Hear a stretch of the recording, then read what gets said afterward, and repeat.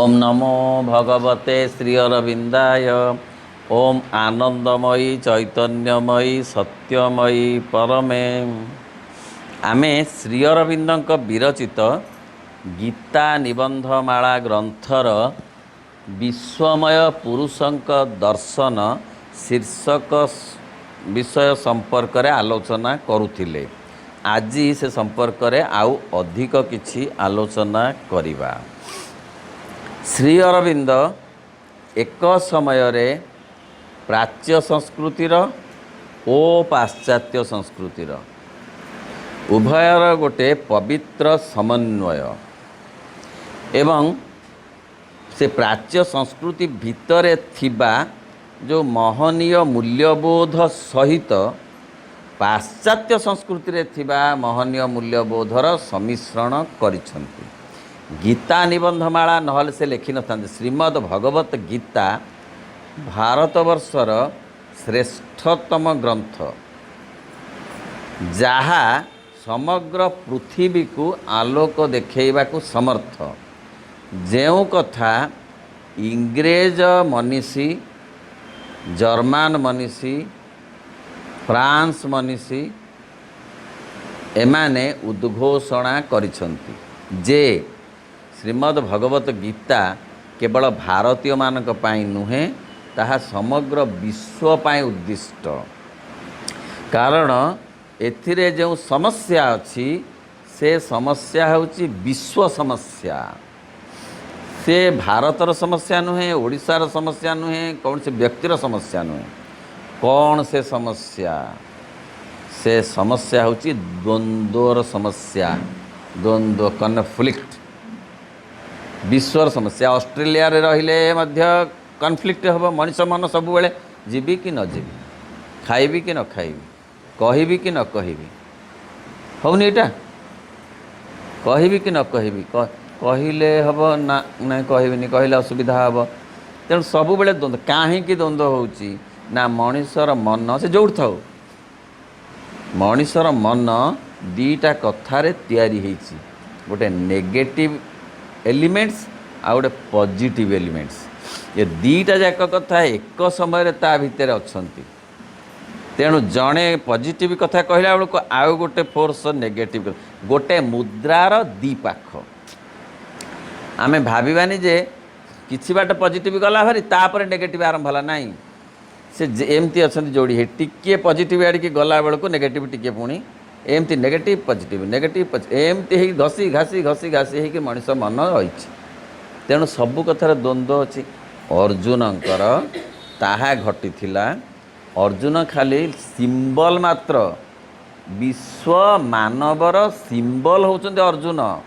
कौन से तांकर द्वंद्व ना युद्ध दरकार। हाँ आमको पड़ा दौना, आमको इंचे भूमि दौना, आम बंचबू केमिति, बंचिबा पाई युद्ध करवा दरकार। हाँ आ युद्ध क्षेत्र को आसी कहते ना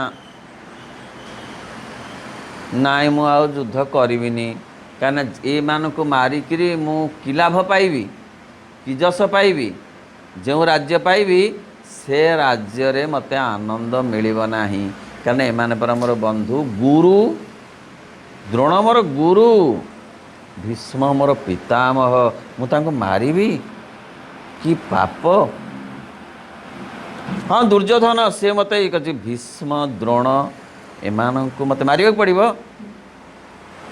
तेणु मते हे प्रभु, हे श्रीकृष्ण मते क्षमा कर, मु फेरी जीवी एठू।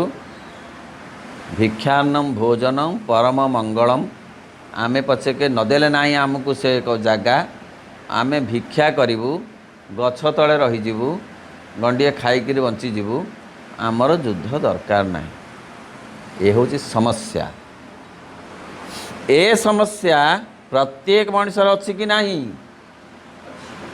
खाली जमी कथा पड़नी म खाली कौन जमी खाली समस्त भाई भाई भाग जमी सब थर भाई भाग भाग तो होची ता सहित कौन सब समस्या आसुनी। मु ए कथाटा कहीं कहबी नहीं, न कहले चलो ना, मत कह पड़ो ना। यही बेले रे आरंभ होइछि विषाद। तेणु श्रीमद् भगवत गीतार प्रथम अध्याय ना होची विषाद योग। विषादरू आरंभ होईची भगवत चिंता। विषाद जार ना कहार ना प्रत्येकंकर अच्छे कहार ना एमती पृथ्वी रे जड़े ना जार विषाद ना ना आज्ञा मोर जमा ना थिब ना ना जमा तो ना ना जमा तो ना आपणकर केमती स्वास्थ्यटा गोड़ आड़ बेसी लगुच माने ता माने कौन हाँ तेणु गोड़ आड़ू तो आपणकर सियाड़ू ना सियाड़ू स्वास्थ्य लगुच ना आज्ञा सियाड़ू स्वास्थ्य लगुनि आपणकर गोटे रोग आपण भावुंट मु परम सुखी जीवन रे कारण मोर सियाड़ू स्वास्थ्य ही आसूची कहीं ना मु वर्तमान गोड़ आड़ू मोर पाद आड़ू मोर स्वास्थ्य बढ़ुच। तेणु केही ए पृथ्वी रे केही विषाद मुक्त नुहंती। विषादरू ही भगवान को डाकिबा आरंभ हुए। प्रत्येक किए अधिक डाकुची किए कम डाकुची किए बेसी भूली जाउची भगवान को किए कम भूली जाउची कि भगवान सहित जोड़ी हुए मनीष दुखरू आ विषादरू द्वंद्वरू। हे भगवान मु कौन करी मते कही दियो मु कुआड़ की जीवी कि न जीवी जीवी मु जानी पारुनी यही डाक्तर पाखु जीवी कि से डाक्तर पाखु जीवी सी तो कहते से डाक्तर भल सी तो कहते ए डाक्तर भल प्रभु मु जानी पारुनी मते टिके कही दियो मु कहा पाखु जीवी। विषादरू भगवान जोड़ी हेले आरंभ से कथा आस्ते आस्ते आस्ते आस्ते बुझेवा को पड़िला।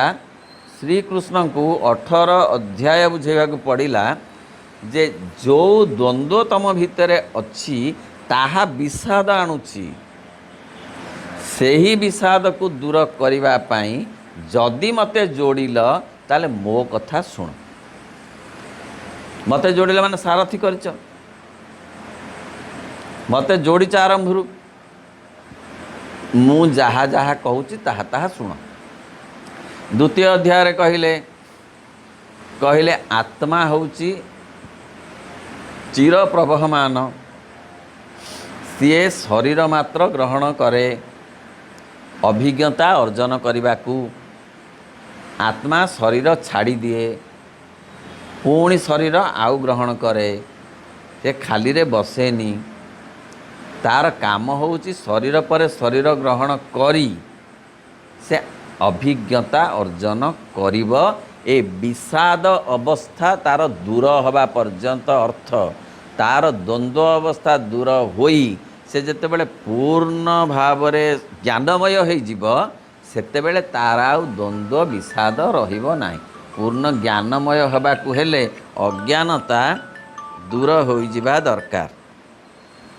अज्ञानता दूर हवा पाई से कहिले जे नाई तुमे शरीर नुहे हे अर्जुन। द्वितीय अध्याय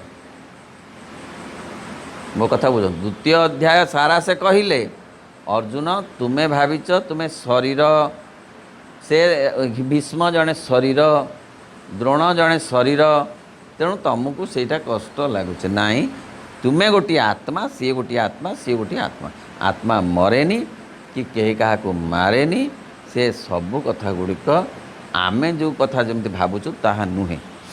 तापरे कहिले जे नाई केमिति आमे ए विषादरू मुक्त हवा ना आमे जोड़ीबा भगवान को सांगरे जोड़ीकिरी निजको रखिले विषादरू मुक्त हवा। आउ बाट ना काहारी बाट ना आउ धन सांगरे जोड़िले हबनी जन सांगे जोड़िले हबनी जस सांगरे जोड़िले हबनी क्षमता सांगे जोड़िले हबनी विषाद दूर हबनी। केवल भगवान को सांगे निजको जोड़िले विषाद दूर केमिति बाट ना कर्म योग काम कर जे ये जो श्रम करनी श्रम आउ काम भितर बहुत तफात अच्छे ना आमे बुझीचे। भगवान को जोड़िकी जो श्रम करा जाए ता ना हूँ कर्म। भगवान को फेड़िकी जो श्रम करा जाए जो काम कार्य करा जाए कहूँ श्रम। तेणु तुम श्रमयोग लिखाई कर्मयोग अर्थ तुम जदि चाहूच विषादरू मुक्ति पाइबा ताहले मो सांगे जोड़ी हवा को जदि चाहच मत सारथी कर जोड़ी होइच मु जहाँ कहूँ से या कर कर्मयोग कर मत जोड़ी काम कर ना जोड़ी युद्ध कर मत जोड़ी युद्ध कर रोषे करुच मत जोड़ी रोषे कर घर ओलौच मत जोड़ी घर ओला मो घर ओलौच तेणु मत जोड़ी जो काम कर दे खाली कर्म कले हेनी कृतज्ञतार सहित काम कर भक्ति भक्ति कृतज्ञतार सहित काम कर खाली काम मत जोड़ी कले भी सेटा सुखिला सुखिला हो कृतज्ञता मो प्रति रखी काम कर ता ना हूँ भक्ति योग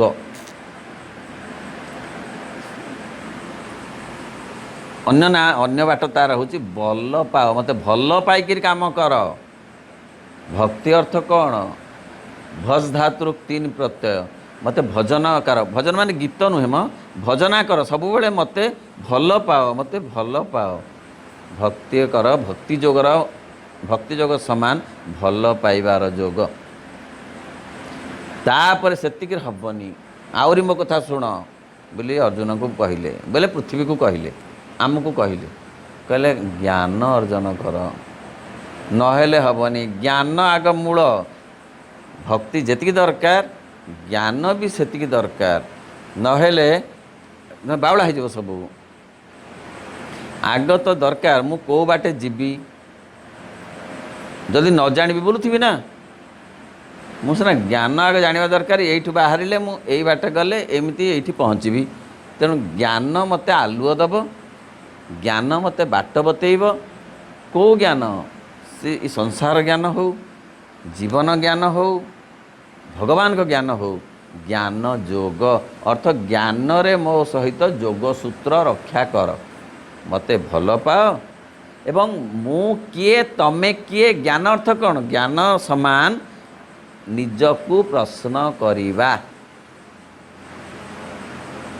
लिखि दियो ज्ञान जोग कौन ता अर्थ निजकू प्रश्न करिबा एपर्यंत कथा पड़ ना भक्ति से जो आर जोगरे कर्म जोगरे से कथा ना ज्ञान जोगरे मु किए मु कहीं आसिली मोर कौन कर्तव्य भगवान किए से कौटी थांती तांकर काम कौन तांको थरे देखिले भल हंता एगुड़िक हूँ ज्ञान जोग तेणु ज्ञान दरकार कहले एतक सहित यथेष्ट नुहे आहुरी दरकार अच्छी कौन ना ए जगतटाकू जोड़ मते खाली जोड़िले हबनी गीता एक अपूर्व ग्रंथ जो कि कह जहाँ को कहले वारेन हेस्टिंग्स से गीता अनुवाद है 1785 मसीह इंग्रेजी रे से तार मुखबंधरे वारेन हेस्टिंग्स लिखिले इंग्रेजी लोक लिखिले जे गीता केवल भारतीय मानक पाई नुहे समग्र पृथ्वीवासी उद्दिष्ट तार मुखबंधरे लिखिले कहीं गीता पढ़ी समस्ते उपकृत हेले कारण जहाँ जहाँ कहूँ जापानी भाषा भी अनुवाद करदे समान हम यह जमा भारत वर्षर घंटी बजा कथा पढ़ी ना भारत वर्षर चंदन घोर कथा ये पढ़ी ना कहले कि खाली ये कले यथेष्ट हबनी ता सहित मो सांगे जोड़ी हेले हबनी जगत सहित मध्य जोड़ी हुआ ताहेले तमे मो सहित भल भाव जोड़ी हब कारण मु ही जगत जगत ही मु हरि रेव जगत जगत एक हरि तेणु हरि ही जगत जगत ही हरि तेणु से ही भाव में जदि तुम विचार कर हे अर्जुन ताहले विषादरू मुक्त हब जगत को माने तमे तम मन को आउ टिके बड़ कर जगत को जोड़वा माने कौन तमे आहरी प्रशस्त हब अरे ये जगत तो मोठू आहरी बहुत बड़ बड़ दुखी अच्छा जगत को जोड़िले सीना ना तो कह मोठू बेसी मोठू आउ बड़ दुखी कई पृथ्वी रे नांती आत्मकैंद्रिक न होई गीतार दर्शन श्री अरविंद कहते हजार हजार भाष्य गीतार होइछि मात्र आउरी हजार हजार भाष्य हवा को बाकी अच्छी କାରଣ ତା ହେଉଛି ଅତଳ ରତ୍ନ ପ୍ରସୁ ରତ୍ନାକର, ମାନେ ଏତେ ରତ୍ନ ତା ଭିତରେ ଅଛି, ଯେତେ ରତ୍ନ ତା ଭିତରୁ କାଢ଼ିବ ଆହୁରି ରତ୍ନ ଭର୍ତ୍ତି ହେଇଛି, ଆହୁରି ଭାଷ୍ୟ ତାର, ଆହୁରି ମଧ୍ୟ ଚର୍ଚ୍ଚା ତାର ସରିବନି, ସରିନି। ଜଗତ ସାଙ୍ଗେ ଯୋଡ଼ି ହେଲେ ଆତ୍ମଚେତନା ବଢ଼ିବ। ଅନ୍ୟମାନ କର୍ମରେ ଯୋଡ଼ି ହେବ, ଭକ୍ତିରେ ଭଲ ପାଇବାରେ ଯୋଡ଼ି ହେବ। ଖାଲି ସେ କହିଲେ ମୋତେ ଭଲ ପାଇଲେ ହେବନି, ଏ ଜଗତକୁ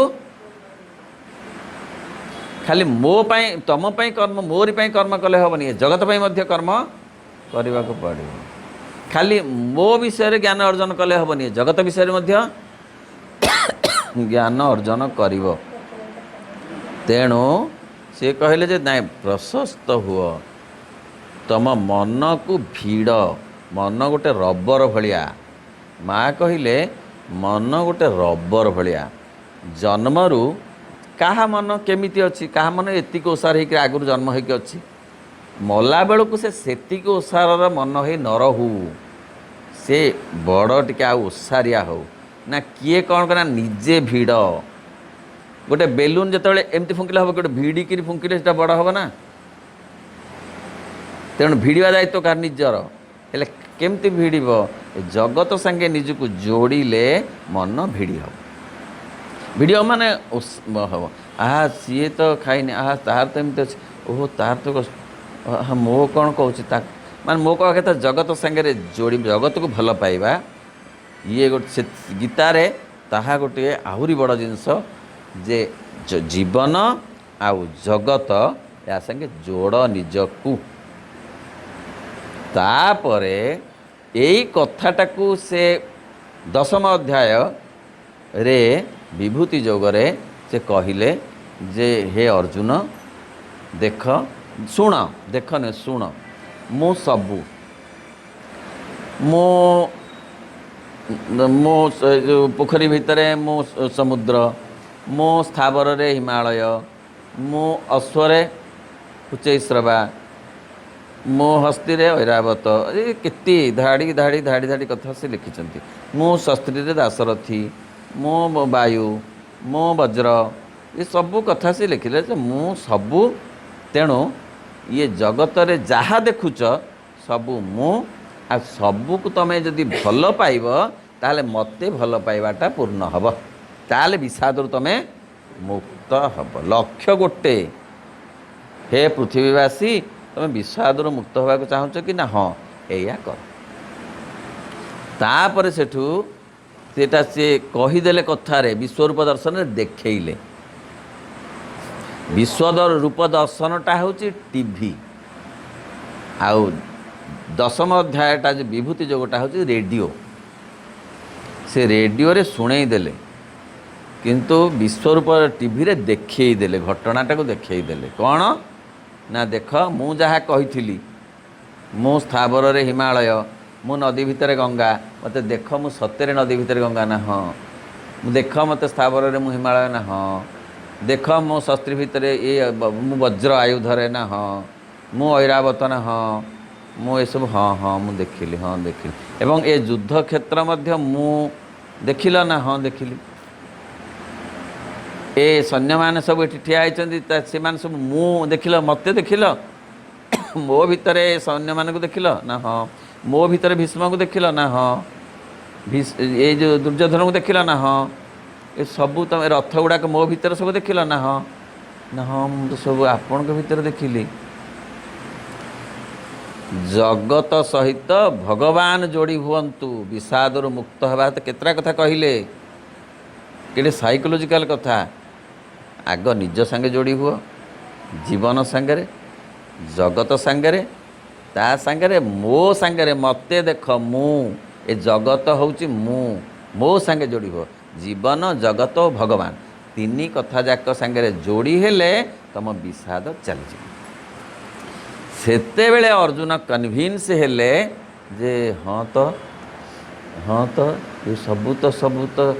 ସେଠୁ ସେ କହିଲେ ଯେ ମୁଁ ପାରୁନି, କାରଣ ସେତେବେଳକୁ ଦିବ୍ୟ ଚକ୍ଷୁ ସେ ଦେଇଥିଲେ, ଏ ଚକ୍ଷୁରେ ଦେଖି ହେବନି ବୋଲି କହିଲେ ନାଇଁ ମୁଁ ପାରୁନି ଆଉ ଏ ରୂପ ଦେଖି। କାହିଁକି ନା ଯାହାର ସେ କହୁଛନ୍ତି ନା କେତେ ତେଜ କି ଆଲୋକ ଓ କି ଜ୍ୟୋତି, କହିଲେ କି ଅନଳ ପୁଣି ବାହାରୁଛି ତାଙ୍କ ପାଟିରୁ ଯେ ସିଏ ଅନଳ ପୁଣି ବ୍ୟାପି ଯାଉଛି ଚାରିଆଡ଼, ଯାହା କହୁଛନ୍ତି ବିଶ୍ୱରୂପ ଦର୍ଶନ।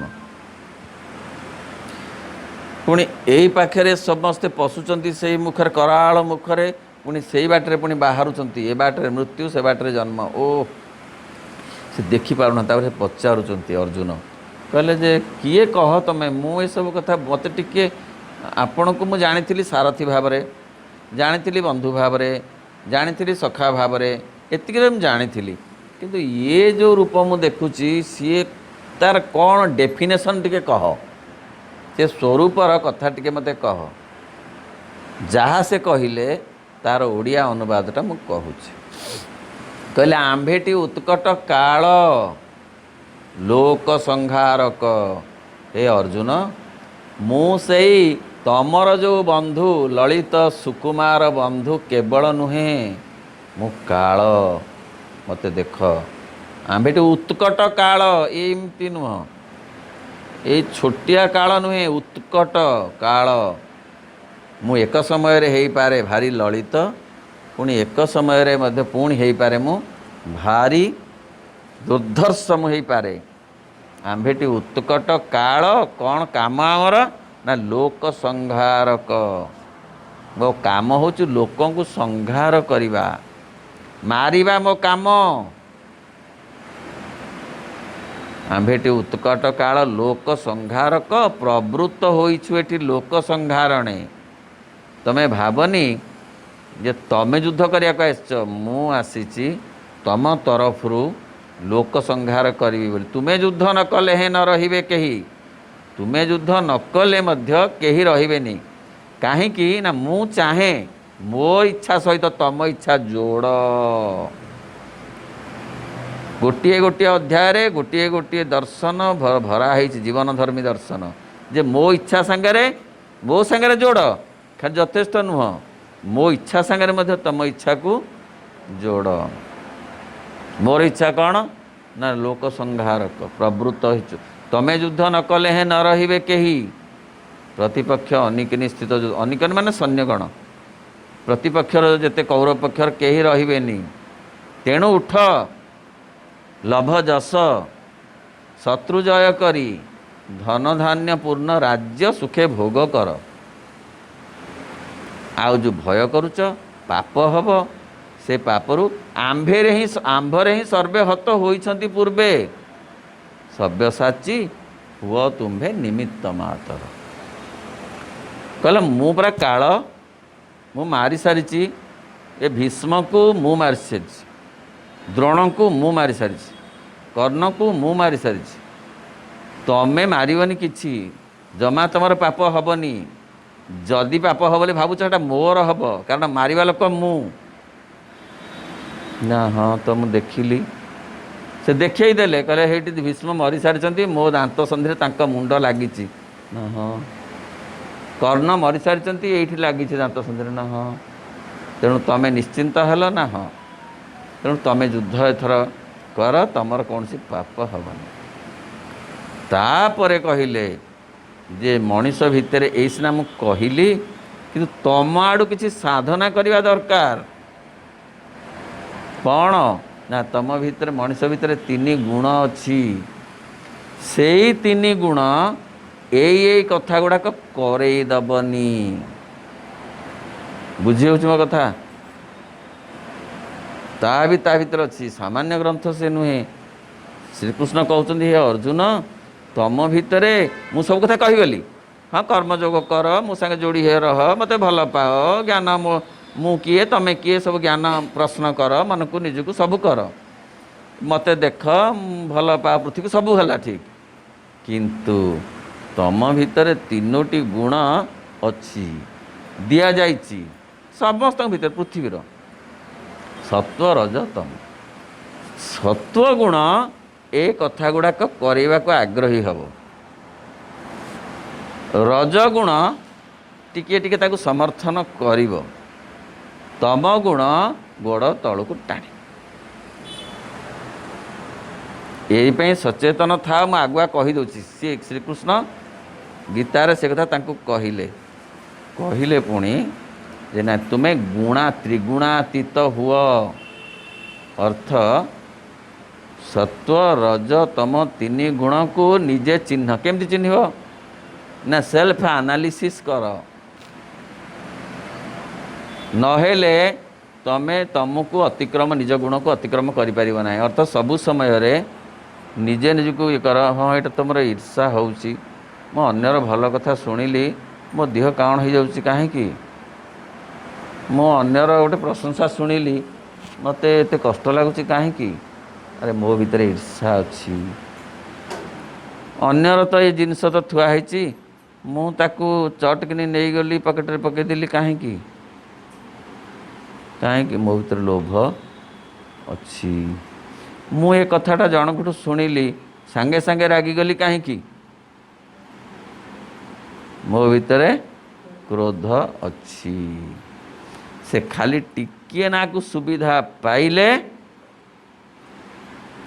प्रकट होउछि तेणु ये गुण को जो तम गुण तक आ रज गुण तक या सत्व गुण रे परिणत करी ताकू पुणी डेई त्रिगुणातीत हेले तमे मो सांगरे जोड़ी हे रहो विषाद दूर हो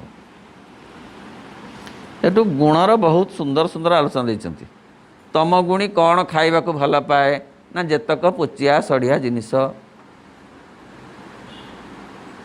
तम गुण जेतक खटा जेतक से लेखी मु कहूनी तम गुण लोक माने खटा माने कड़े नला मर्दमान नाई म से जो माने जोड़ाक कि पाटिकी खाली स्वाद लगे देह को से कथा मैं आउ से पोचा जिनसा खाई झाड़ा बांति हम जापर बुझी हो जोड़ाक ता देह को खराब है कि पाटिकी से गुड़िक हूँ तम गुणीर खाद्य रजगुणी कहब नाई नाई टिके परिष्कार परिच्छन्न टिके है सत्वगुण कहब नाई देह को जोड़ा खराब बिल्कुल ताकू छुई भी ना तेणु खाद्य विषय कहले केते कथा शेष कहले एते कथा कहली सिना अर्जुन मो कथा मानिबा को तुम्हें बाध्य नुह बढ़िया कर कहले बढ़िया कर कहले कहले मो कथा को मानिबा को बाध्य नुहे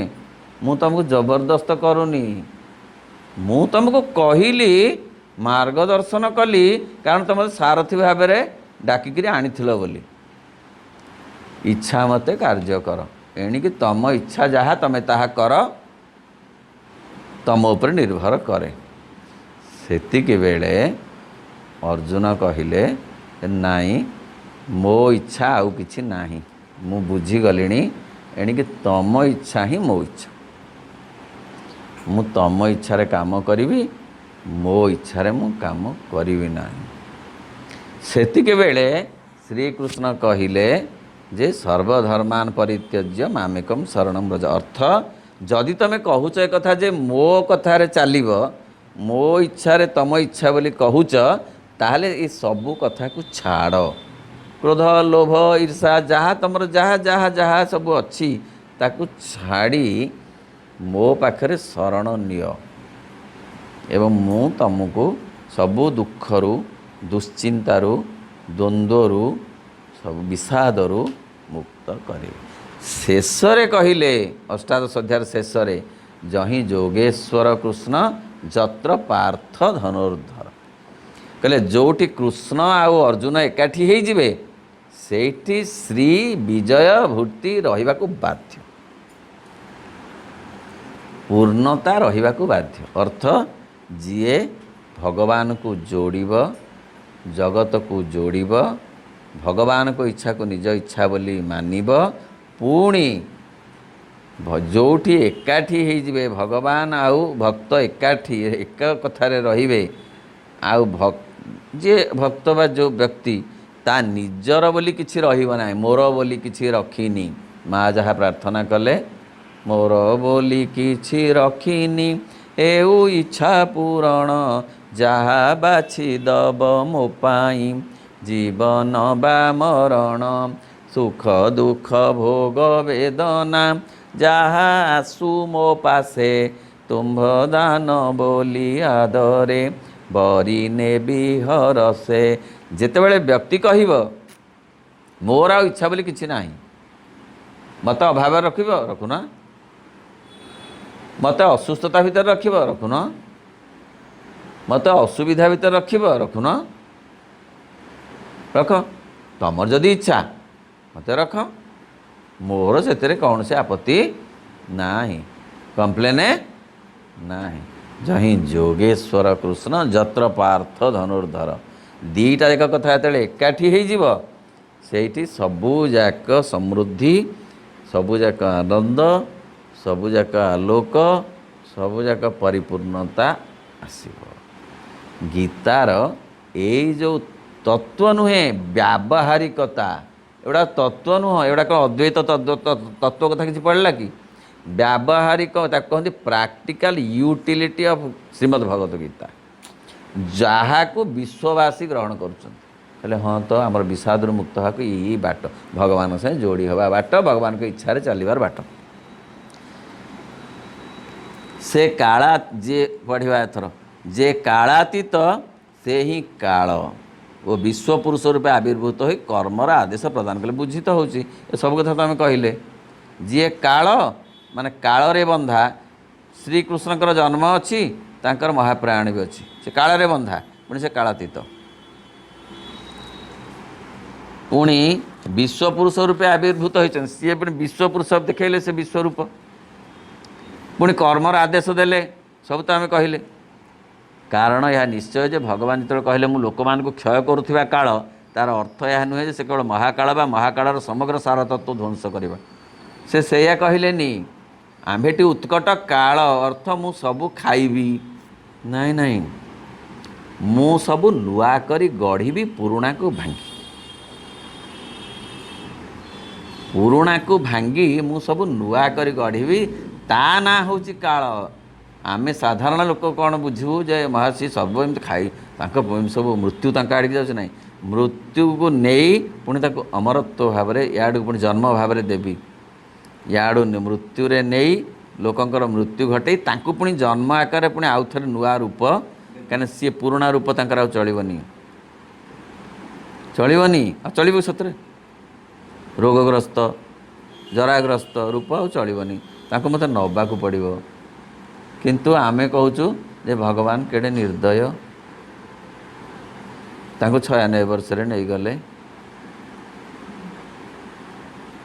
ଜଣେ ବି ଭଲ, ଜଣେ କହିଲେ ଏଡ଼େ ନିର୍ଦ୍ଦୟ ଭଗବାନ ଯେ କଳେଇ ଗୁଡ଼ାକ ବିଲରେ ପଡ଼ିଥିଲା, ନାଇଁ ବର୍ଷା ହେଲାନି ମ, ସେ ତାଙ୍କୁ ନେଇଗଲେ, ମାନେ ତାଙ୍କର ଯାହାଙ୍କୁ ବୟସ ହେଇଥିଲା 95, ବୁଝିପାରୁଛନ୍ତି କଥାକୁ, ବୟସ ହେଇଥିଲା 95, ଗାଁରେ ଥିଲେ, ଜମିବାଡ଼ି ଚାଷ ଦେଖୁଥିଲେ, ନଡ଼ା ବନ୍ଧା ହେଇନଥିଲା, ସେଇ ସମୟରେ ସେ ଖସିଗଲେ। ତାଙ୍କ ରିଲେଟିଭ୍ କହିଲେ ଯେ ସେତକ ବାନ୍ଧି ଦେଇ କ'ଣ ଯାଇଥିଲେ, ଆମକୁ ପୁଣି ଯାଇକିରି ତେଣୁ ସେଇ କଥା ଯେଉଁ ଆମେ ଯେଉଁଟା ଭାବୁ ପ୍ରକୃତରେ ସେଇ କଥାଟା ସେଇଆ ନୁହେଁ, ସେ ତାକୁ ନୂଆ ରୂପରେ ପୁଣି ତିଆରି କରନ୍ତି, ତାକୁ ଆଉ ଥରେ ଭାଙ୍ଗି ଦେଇ, ସୁନା ଅଳଙ୍କାର ଗୁଡ଼ାକ ଛିଡ଼ି ଯାଇଛି, ଏଗୁଡ଼ାକ କ'ଣ ମଣିଷ ତାକୁ ଯୋଡ଼ିକି ସୂତାରେ ପିନ୍ଧୁଛି, ନା ତାକୁ ନେଇକି ପୁଣି ତାକୁ ସେ ବଣିଆ ପାଖରେ ପୁଣି ତାକୁ ତରଳେଇକିରି ପୁଣି ଭଲ କରି ଅଳଙ୍କାର କରୁଛି। ତେଣୁ ସେ କହୁଛନ୍ତି କାଳ ମାନେ ସେଇଆ, ମୁଁ ସର୍ବ ଧ୍ୱଂସ କରିବା ନୁହେଁ, ମୋର କାମ ଧ୍ୱଂସ ନୁହେଁ, ସୃଷ୍ଟି, କିନ୍ତୁ ଧ୍ୱଂସ ନ କଲେ ସୃଷ୍ଟି କରିବି କେମିତି? କିନ୍ତୁ ଏହା ହିଁ ହେଉଛି ତାଙ୍କର କର୍ମଧାରାର ବର୍ତ୍ତମାନ ସଂକଳ୍ପ ପ୍ରବୃତ୍ତି। ଧ୍ୱଂସ ସବୁବେଳେ ସୃଷ୍ଟି ସହିତ ଏକ ସଙ୍ଗରେ ପାଦ ମିଳେଇ ଚାଲୁଥିବା ଉପାଦାନ ଧ୍ୱଂସ କରି ଜଗତ ରକ୍ଷା ପାଳନର ସୁଦୀର୍ଘ କାର୍ଯ୍ୟ ସମ୍ପାଦନ କରୁଛନ୍ତି। ବୁଝି ହେଉଛି? ଜଗତ ରହିବ କେମିତି ନହେଲେ? ନୂଆ ଶରୀରରେ ମଣିଷ ଆସିବ କେମିତି ମୃତ୍ୟୁ ନହେଲେ? ସେଇ 200 ବର୍ଷ ସେମିତି ଘୁଷୁରୁଥିବ, କ'ଣ ଲାଭ? ନୂଆ ଶରୀର ତାକୁ ଦେବ କିଏ?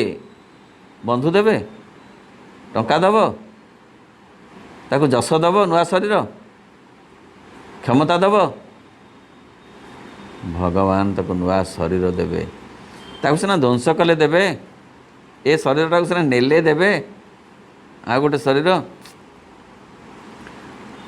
अधिकांश ध्वंस होउची प्रगतिर प्रथम शर्त केड़े सुंदर भाव लिखिं जहाँ आम सब चर्चा कर ध्वंस होउची प्रगतिर प्रथम शर्त ध्वंस न कले प्रगति हेनी आगु को मनीष जीवनी जी मनीष आगु को आसी सब ध्वंस मैं ध्वंस अर्थ सब नुआ गढ़ी के आसी ना हेनी संस्कार रहिब आउ सब चली ये जो गढ़ी कि जाऊँ अर्थ कौन गढ़ी जाऊँगी कनससनेस चेतना बढ़ी बढ़ी जाऊँगी मृत्यु नहेले चेतना बढ़नी सहज बढ़नी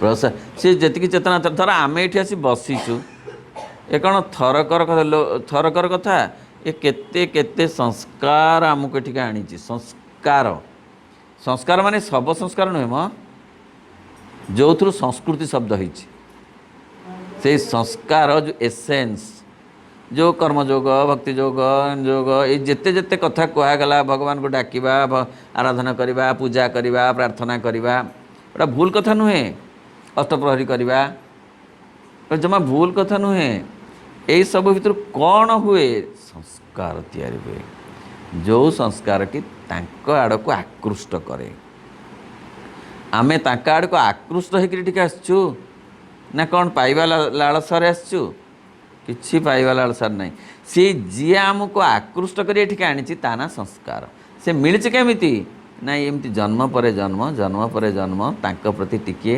टिके श्रद्धा केमती केमती हे पहुँची एवं आउरी एठु बढ़िले आउरी आउरी श्रद्धारे बढ़ी पहुँचब तांको सहित जोड़ी हवाकू आउरी आउरी सुजोग भविष्य में मिलिब यही हेब तार वर्तमान हम तार मूल भित्ति भविष्य में हम से छात यहाँ हूँ वर्तमान यहाँ हूँ चट्टाण यारी उपरे पुणी हम छात थिला अतीत जी से पुणी है छात जन्म पर जन्म से छात चट्टाण ही जाता संस्कार भगवान प्रति आकर्षण अन्य नाम हूँ संस्कार सी कहले केमिति ना बाह्य क्षेत्र में जो राष्ट्र समाज जाति उपर जीवन अतीत रूप सबको ध्वंस करने सहित नूतन रूपाण आने दीर्घ काल धरी इतस्तत करे से निजे ही ध्वंस हुए जीर्ण और विनष्ट हुए एवं तार ध्वंसावशेष पर नूतन राष्ट्रपाई सत्य जीवन पाई सत्य समाज पाई सत्य आमर परंपरा भी केते भांगी जाऊनी केते केते प्रकृति कौन भांगी जाऊनी आम परंपरा नुआ भी गढ़ी हो भांगी जाटा कौन सब किसी खराब कथा भी भांगी जाऊनी किसी भल कथा भी गढ़ी होनी होची आम अलक्ष्य गढ़ी होची आम खराब गुड़ाक ग्रहण करुछु ग्रहण कर आम भूल सतरे कौन मोबाइल आम लाभ करूनी करनी केड़े कष्ट किए जड़े अच्छी आसाम रे आहा मास मास धरी चिठी टे पाऊनी बोली ता बापा माँ दुआरे बसिकी डाक वाला 4 दिन आसो दुआर बसी केते आसो पचार आमर चिट्ठी अच्छी आम चिट्ठी नहीं ना ना केमिति लगुथिबो एइले केमिति लागुची मोबाइल कौन आमको सुविधा करनी किंतु डट डट डट कहवा दरकार नहीं तेणु आमको ये सबू कथा केते केते केते आगु को नहीं राष्ट्र भी बदली समाज बदली व्यक्ति भी बदली कहीं बदली ना सब कथा डेभलपमेंट ही जाइए बदली ह्यूमन जो सेल अच्छी ना से गुड़ा सब केमती बदली एमती बदलनी से आस्ते आस्ते से मृत्यु दूर पुणे अमर मैं तापर जन्म बदली ना नहीं पिलाटा ब्रेनी होची केमिति ताठू सी पूर्व जन्म सेमती हे आसिक ब्रेनी हे जाऊँगी सेमती था तार तो विस्मरण होता ब्रेनी हम कौन 90 वर्ष था 90 वर्ष विस्मरण होता 90 वर्ष कौन ब्रेनी हम आज्ञा 100 वर्ष गोटे ब्रेनी लोक को आम देखिक आसिलु से जहाँ कि ब्रेनी से प्राय कहूँ सागे सागे करदेव कौन बोले कौन ये से होनी कहीं किंतु 9 वर्षर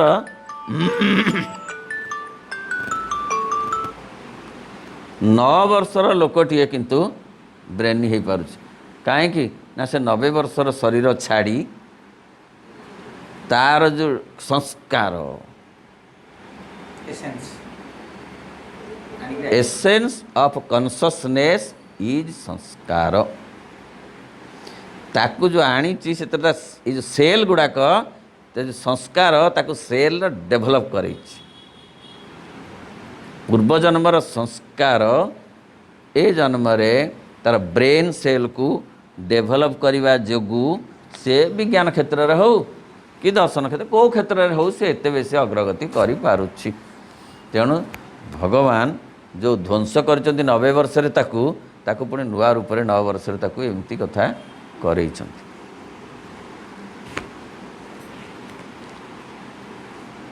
तेणु अकाल कहीं जदि युद्ध ध्वंसर नीति को निर्धारित समय आसिया पूर्व अकाल उठे देवाक चाहे से विश्वपुरुष महत्तर इच्छा विरुद्ध वृथा चेष्टा करे कहले नाई हे अर्जुन मु समय सब करी विव्रत हुअनी तरबर हुअनी मो पर भरोसा रख जदि तुम तरबर होकरी भावुच शीघ्र ये सब कथा हो जाता ताहा भी हेनी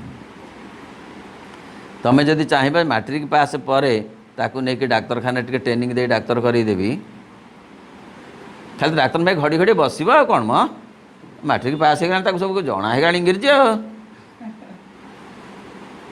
से खाली घड़ी घड़ी बसु 5 वर्ष कहीं पढ़ी गोटा बेकार कथा एत पैसा कहीं खर्च करी आमर बंधु डाक्तर अच्छा पाखे कह बसु से खाली कौन लिखा हो कौ रोग को खाली टे देखी देखी शिखीगले से डाक्तर ही बाहरनी आल 5 वर्ष लक्ष टका कहीं पढ़ कि 6 वर्ष ताले ये पढ़ाते वृथा नहीं बुझी हो तेणु सी कहते ना तुम्हें जो भावुच तरबरिया है सब होमती नुह समय अनुसार हम मो पर भरोसा रख मुझे माँ कहले कि अपेक्षार अन्य नाम तपस्या मते जदि तुम्हें श्रीकृष्ण भी से कहले मते जदि तुम्हें भरोसा कर मो पर भरोसा रख मु टाइम रे केतेबेले जयद्रथ को मारिबी से कथा मु बुझीबी तुम्हें बुझीपारबनी तुम्हें ये सांगे सांगे सूर्य पराग करें मु करदेवी आलुओ को अंधार मु करी दिन को राति मु करी मो पर भरोसा रख बेल हेले सिना करी तुम कह सांगे सांगे हो कर्णर से जो ये चकड़ा को गाତରେ पकेबी मु तमें नुहे तमें कह वर्तमान ये गाତରେ पड़ जाता ना तार बेल आसिले हम धीरे धीरे हम तेणु सी कह भरोसा मो पर जदि करिच ताहले मो पर भरोसा करिक रह मु तार व्यवस्था करी कहीं जदि तार निम्नतर प्रकृतिर दुर्बलता जो ए दूरे रहा चाहे अर्जुन प्रथम जपर चाहिए से भगवान तांकर कातरता को क्षुद्र मिथ्या कृपा अकीर्तिकर अनार्य अस्वर्ग एमती केते गाली देछन केते गाली देछन क्या अर्जुन को प्रथम अध्याय रे केते गाली देछन केते गाली देछन कहीं गाली देछन जे तो कौन कहूच तमें तमें निज उपरे निज अहंकार उपरे एते कौन आस्था रखिच तमें तमें कौन निज को भावुच कौन कहिचंती ना तो तमें तेणु एत क्षुद्र मन रे अच्छ अर्जुन जे आसिल एडे बड़ काम पुणी कहूच नाई कौन गाड़ी देले ना अकीर्तिकर हे अर्जुन तुम्हें जो पलैब बोली कहूच से अकीर्तिकर काम कर कीर्ति तुम रही आउ कौन ना तुम्हें अनार्य गणा हब किए कहते क्या सेटा अस्वर्ग माने स्वर्ग प्राप्ति तुम हेनी जहाँ तुम्हें कहूच हेनी तुम तुम उपर भरोसा करुच ना तुम्हें मो उपर भरोसा जेहेतु करूना तेणु तुम्हें अकीर्तिकर काम करिव हे मनीष तुम्हें मो उपर भरोसा रख ना जहाँ कर सब भूल कर କ'ଣ କରିବ ନା ଅସ୍ୱର୍ଗ କାମ ମାନେ ସ୍ୱର୍ଗ ପ୍ରାପ୍ତି ତୁମର ହେବନି ଏବଂ ତୁମର ଅନାର୍ଯ୍ୟ କାମ ତୁମେ କରିବ। ଏ ମଣିଷକୁ କହୁଛନ୍ତି ଅର୍ଜୁନଙ୍କ ମାଧ୍ୟମରେ। ଏବଂ ଆତ୍ମାର କ୍ଲିବତା କ୍ଲେବଂ କ୍ଷୁଦ୍ରମ୍ ହୃଦୟ ଦୌର୍ବଲ୍ୟମ୍ କହିଲେ ଏଇଭଳି ଅବସ୍ଥା ତୁମର ହେବ ବୋଲି ତୀବ୍ର ଭାଷାରେ ନିନ୍ଦା କରିଛନ୍ତି ଅର୍ଜୁନଙ୍କୁ। ସେ ପ୍ରକୃତିରେ ନିଜର ସଦ୍ଗୁଣ ପ୍ରକାଶ କରେ ନାହିଁ ବରଂ ପ୍ରକୃତି କର୍ମ ଓ ଜୀବନର କଠୋରତର ସତ୍ୟର ସମ୍ମୁଖୀନ ହେବା ପାଇଁ ଆଧ୍ୟାତ୍ମିକ ସାହସର ଅଭାବ ଦେଖାଏ। କହିଲେ ଯିଏ ଆଧ୍ୟାତ୍ମିକ ଧର୍ମ ଫର୍ମ କଥା ଏଠି ପଡ଼ିନି, ସେ ଯିଏ ଯେଉଁ ଧର୍ମର ହେଉ, କିଏ ଦୁର୍ଗାଙ୍କ ସାଙ୍ଗରେ ତାକୁ ଯୋଡ଼ୁ, କିଏ ଅନ୍ୟ ଧର୍ମର ବିଶ୍ୱାସ କରୁଥିବା ଭଗବାନଙ୍କ ସାଙ୍ଗରେ ନିଜକୁ ଯୋଡ଼ୁ, ସେ ସମସ୍ତେ ଯେ ଖାଲି ଜଗନ୍ନାଥଙ୍କୁ ଯୋଡ଼ିବେ ଜମା ଏ କଥା କେହି କହୁନି। ଯିଏ ଯେଉଁ ଦେଶରେ ଅଛନ୍ତି, ଯେଉଁ ସଂସ୍କୃତିରେ ଅଛନ୍ତି, ଯାହାଙ୍କୁ ଭଗବାନ ବୋଲି ମାନୁଛନ୍ତି ତାଙ୍କ ସହିତ ଯୋଡ଼ି ହୁଅନ୍ତୁ। ଭଗବାନ ଏକ, ସେ ଜମା ଅଲଗା ରୁହନ୍ତି। ଏକମ୍ ସଦ୍ ବିପ୍ରା ବହୁଧା ବଦନ୍ତି। ଗୋଟିଏ ଭଗବାନ ଅଛନ୍ତି, ତାଙ୍କୁ ବିପ୍ରା ବହୁଧା ବଦନ୍ତି। କିଏ କେଉଁ ଧର୍ମରେ ତାଙ୍କୁ କ'ଣ ବୋଲି କ'ଣ କହୁ। ଶ୍ରୀରାମକୃଷ୍ଣ କହିଲା ଭଳି ଗୋଟେ ପୋଖରୀର ବିଭିନ୍ନ ତୁଠରୁ ଜଳ ସଂଗ୍ରହ କରି କିଏ କହୁଛି ୱାଟର, କିଏ କହୁଛି ନୀଲୁ, କିଏ କହୁଛି ଆକ୍ୱା, କିଏ କହୁଛି ଜଳ, କିଏ କହୁଛି ପାଣି, କଥାଟା ଗୋଟେ। ସେମିତି ଏଇଥିରେ ସେଇଥିପାଇଁ ଯେ ବିଶ୍ୱ ମାନବିକତାର କଥା ଏଇଥିରେ ଅଛି। ଏଥିରେ ଏପର୍ଯ୍ୟନ୍ତ ଆମର ପଡ଼ିଲାଣି କି ହିନ୍ଦୁ ଫିନ୍ଦୁ ଶବ୍ଦ ପଡ଼ିଲାଣି, ଜମା ସେମିତି ନାହିଁ। ତେଣୁ ତୁମେ ତୀବ୍ର ଭାଷାରେ ପ୍ରକୃତରେ ସେ ଯିଏ ଭଗବାନଙ୍କ ସହିତ ନିଜକୁ ଯୋଡ଼େନି ସେ କ'ଣ କରେ ନା ତାର ଆଧ୍ୟାତ୍ମିକ ସାହସର ଅଭାବ ଥାଏ। ସେ ଭଗବାନଙ୍କ ସମ୍ମୁଖୀନ ହେବାକୁ ସାହସ କରେନି। ଏଇ ଶବ୍ଦ ଗୁଡ଼ାକର ଅର୍ଥ ଅଛି। ଆମେ କହୁ ଦୁର୍ବଳ ଲୋକମାନେ ଭଗବାନଙ୍କୁ ଖାଲି ମୁଣ୍ଡ ବାଡ଼ାନ୍ତି ବୋଲି, ନାହିଁ। ଭଗବାନଙ୍କ ପାଖକୁ ଯିବା, ତାଙ୍କ ପାଖେ ବସିବା, ତାଙ୍କ ବହି ପଢ଼ିବା, ତାଙ୍କ କଥା ପଚାରିବା, ଯାହା ଗୀତାରେ କହିଲେ କ'ଣ ନା ପରିପ୍ରଶ୍ନେନ ସେ ବୟା। ଇଏ ସହଜ ନୁହେଁ। ଇଏ ଯେ ଆଲୁଅ, ସେ ଯିଏ ହଉ ଜଗନ୍ନାଥ ହୁଅନ୍ତୁ, ସିଏ ଆଲୁଅ। ସିଏ ଆଲୁଅ ପାଖକୁ ଗଲେ ସେଡ଼ିକି ଶକ୍ତିଶାଳୀ ହେଇଥିଲେ ତାଙ୍କ ପାଖକୁ ଯିବ, ମାନେ ତାଙ୍କ ଆଗକୁ ଯିବ, ତାଙ୍କ କଥା ଶୁଣିବ। ଏଡ଼େ ସହଜ ନୁହେଁ। ଦୁର୍ବଳ ଲୋକ ଭଗବାନଙ୍କ ପାଖକୁ ଡାକିଲେ ମଧ୍ୟ ଆସିପାରିବ ନାହିଁ। ଆସିବ ନାହିଁ ନୁହେଁ, ଆସିପାରିବ ନାହିଁ। ଦୁର୍ବଳ ମାନେ ଶାରୀରିକ ଦୁର୍ବଳ ନୁହେଁ, ମାନସିକ ଦୁର୍ବଳ। ହଁ, ସିଏ ଏଡ଼େ ସହଜ ନୁହେଁ। ଯାହାର ସଂସ୍କାର ନାହିଁ ସିଏ ଆକୃଷ୍ଟ ହେଇକରି ସେ ତାକୁ ସେ କହିଲା ବେଳେ ଚୁମ୍ବକ ସିଏ ନା, ତାଙ୍କ ପାଖକୁ ଯିଏ ଲୁହା କେବଳ ଟାଣି ହେଇକି ଆସିବ, କାଠ କ'ଣ ଟାଣି ଆସିବ? କାଠ ଟାଣି ହେଇକରି ଆସିବନି।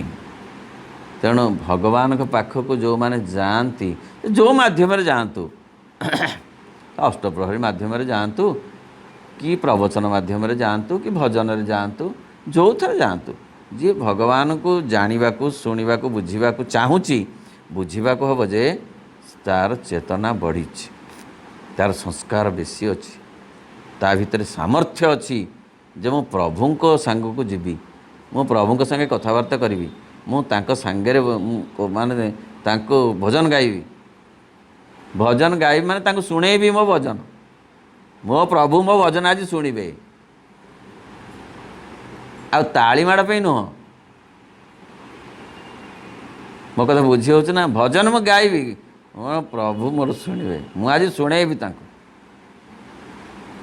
ତେଣୁ ସେତିକି ସାହସ ଥିଲେ, ସତ୍ସାହସ ଥିଲେ ମଣିଷ ଭଗବାନଙ୍କ କଥା ଶୁଣେ, ପଢ଼େ, ବୁଝେ, ଜାଣେ। ତେଣୁ ମନୁଷ୍ୟ ସଂଘର୍ଷର ନୀତିକୁ ଅନୁସରଣ ଅତିକ୍ରମ କରିପାରେ କେବଳ ନିଜର ଅମୃତତ୍ୱର ମହତ୍ତର ନୀତି ଆବିଷ୍କାର କରିବା ଦ୍ୱାରା। ଏପରି କେତେକ ଅଛନ୍ତି ଯେଉଁମାନେ ଏହାର ସନ୍ଧାନ ସେଇଠାରେ କରନ୍ତି ଯେଉଁଠି ଏହା ନିରନ୍ତର ବିଦ୍ୟମାନ ରହିଛି ଏବଂ ଯେଉଁଠି ଏହାକୁ ପ୍ରଥମତଃ ଲାଭ କରାଯାଇପାରିବ, ଅର୍ଥାତ୍ ଶୁଦ୍ଧ ଆତ୍ମାର ଉର୍ଦ୍ଧ୍ୱତର ସ୍ତର ସବୁରେ ହିଁ ଏହାର ସନ୍ଧାନ କରନ୍ତି ଏବଂ ଏହାକୁ ଲାଭ କରିବା ପାଇଁ ସେମାନେ ମୃତ୍ୟୁର ବିଧାନ ଦ୍ୱାରା କବଳିତ ଏ ସଂସାରରୁ ଦୂରେଇ ଯାଆନ୍ତି। ହେଲେ କେଉଁ ଆତ୍ମାମାନେ ଭଗବାନଙ୍କ ସହିତ ନିଜକୁ ଯୋଡ଼ିବାକୁ ଚାହାନ୍ତି ନା ଶୁଦ୍ଧତର ଆତ୍ମାମାନେ, ଯେଉଁମାନଙ୍କର संस्कार बढ़ी जन्म जन्मरू से माने भगवान को सहित जोड़ी हवा को जो प्रकार जोड़ी हवा को हेले चाहते। यह एक व्यक्तिगत समाधान किंतु प्राचीन शास्त्र रे ये जोड़ी हवा अच्छी जोड़ी हवा अच्छी भजन माध्यम हो कीर्तन माध्यम हो श्रवण कीर्तन विष्णु स्मरण पद सेवन अर्चन वंदन दास्यं सख्यं आत्मनिवेदन अच्छी ये नुआ कथा नुहे किंतु श्री अरविंद कहते ये जोड़ी हवाटा व्यक्तिगत स्तर रे थिला मु ताकू सामूहिक स्तर को आनी अर्थ जड़े जोड़ी हेले आउ जड़े भी ताहा द्वारा उपकृत हम केमिति बाबाजी महाराज कहले पाठ चक्र रे आज्ञा 15 जन लोक आसथिले आज ना ताहले तुमे 15 गुण उपकृत हेच ना मु तो जाइथिल मो पे नहीं श्रीराम जोग ताहा नुहे प्राचीन जोगरे तुमे तुम पे जाइथिल ना आज 10 जन लोक आसथिले ताले 10 टाइम्स प्रत्येक माने एक्स वाई जेड समस्त 10 टाइम्स उपकृत होती कहीं ये समस्तंकर सत्साहस समस्तंकर संस्कार समस्तंकर अभिप्सा समस्तंकर आग्रह समस्तंकर समर्पण समस्तंकर आंतरिकता मिसिकी समस्ते उपकृत होती। ये श्री अरविंद को जोग प्राचीन जोग होची व्यक्तिगत मु मोर जोग साधना कली संसार छाड़िकी गली गंगा कूल बसिली हिमालय बसिली तपस्या कली भूल नहीं से भूल नुहे सी भूल नुहे ताहा ठीक यह ताठू आउ टिके ठीक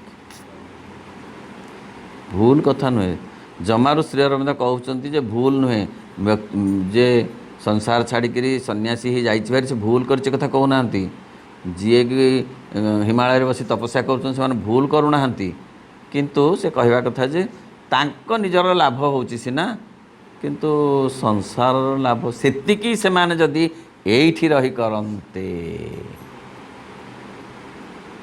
कौन करते ना ये जोड़ी होकरी काम करते जोड़ी हो चाकरी करते लांच खाते दुर्नीति करते जोड़ी होकरी जो रहते एठी रहते ताले एठी तांको मध्य भगवत प्राप्ति हुअंता हेले आस्ते आस्ते परिवेश बदली बदली जानता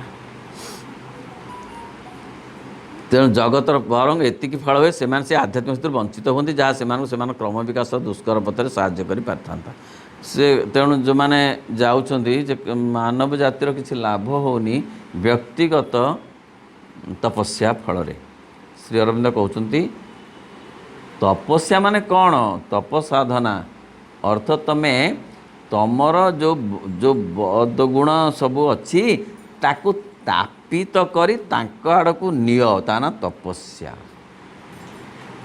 तपस्या कौन खाली ठक ठक ठक ठक माड़ी जेतक बदगुण अच्छी जेतक जाक सुनारे जेतक जाक अच्छी महिला ताकू तुमे अग्नि रे पोड़िकी शुद्ध कर ता ना हूँ तपस्या तपसाधना आम शास्त्र रे भी तपसाधना कथा अच्छी सावित्री तपस्या करथिले पार्वती तपस्या करथिले तपसाधना करथिले अर्थ सेया करथिले निजको से आउरी आउरी प्रस्तुत करथिले किपरि भगवत कार्य करिवे ए समग्र संसार पाए सारिबा तेणु आमे ये श्री अरविंद कहते जे गीता शास्त्र रे जहाँ जहाँ अच्छी सी सबू व्यक्तिगत मुक्ति पाई नुहे व्यक्तिगत सिद्धि पाई नुहे समग्र मानव समाज पाई भगवान संगे युक्त हेउ जो काम से करू करू गीतार भी को मना करनी सब छाड़िकी कौटी जदि ताहा हेई थांता ताहले अर्जुन कहवा मात्रे श्रीकृष्ण कही थांते ताहले मु ओल्हेली तुमे ओल्हेल चल दौड़िकी पलैबा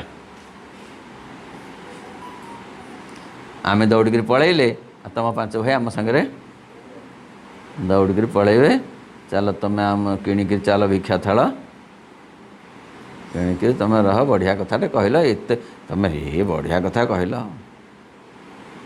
जमा कथा कहले नहीं कहले ना ये रही ये युद्ध क्षेत्र माने कौन प्रश्न कले जड़े कहले युद्ध क्षेत्र में कौन दिया हुए आध्यात्मिक उपदेश युद्ध क्षेत्र में कौन दिया हुए उपदेश ना हाँ दिया हुए ये समग्र जीवन हूँ युद्ध क्षेत्र समग्र जीवन युद्ध क्षेत्र केतेबेले उपदेश दिया हब केतेबेले भगवान को कथा शुणा जीव युद्ध क्षेत्र में शुणा जीवनी आउ केतेबेले 4 गुड़िया खाइला बेले ओम नमो भगवते श्री अरविंदाय ओम आनंदमयी चैतन्यमयी सत्यमयी परमे।